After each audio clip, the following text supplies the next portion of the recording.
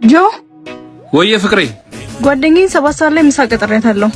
ከነቆሻሻ እንዳትመጣ ታጥበ ልብስ ቀይረህ ና። እሺ። ፍቅረኛሽ ግን በጣም ያምራል። እንዴት ነው ኪሱስ? ትልቅ ድርጅት ውስጥ ነው ማናጀር ሆኖ የሚሰራው። ኦ ታድለሽ።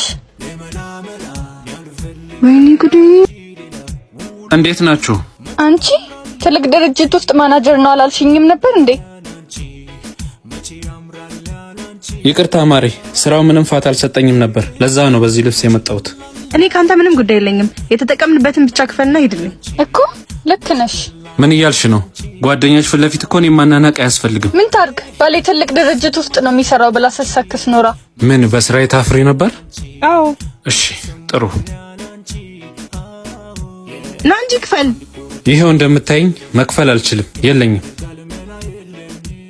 ብሽቅ ባንመሰገን እንኳን ላረግነው መሰደብ የለብን። 8ኛው የአብይ ጾም ሳምንት ሆሳዕና ይባላል። እባክህ አሁን አድን ማለት ነው። ጌታችን ኢየሱስ ክርስቶስ በአህያ ጀርባ ተቀምጦ ወደ ኢየሩሳሌም ሲገባ በጌታ ስም ሲመጣ የተባረከ ነው እያሉ የተቀበሉበት ነው። እኛም በዚህ የጾም ወቅት በጎ ስራ በመስራት ነፍሳችንን ደስ እናሰኛት። እናንተ ውድ ምዕመናን በዘረጋችሁት ቀና እጅ በሙታን ሳማር ቅዱስ ሚካኤል አንድነት ገዳም የሚገኙ መነኮሳትን ችግራቸው የሚያቀልላቸው በርካታ ስራዎች በመስራት ላይ ይገኛል። የቅዱስ ሚካኤልም ህንጻ ቤተክርስቲያን በዚህ መልኩ በመሰራት ላይ ይገኛል። የአብነት ትምህርት ቤቱ፣ የዓለማዊ ትምህርት ቤቱ፣ ለአካባቢው ማህበረሰብ አገልግሎት የሚሰጥ ከፍተኛ ደረጃ ክሊኒክ እየተሰራ ይገኛል። እንዲሁም የአባቶችን በዓት እየተሰራ ይገኛል እና የጀመርነውን እንጨርስ ስላለ ለማገዝ በኢትዮጵያ ንግድ ባንክ 1044 25 98 391 አቢሲኒያ 14 10 29 444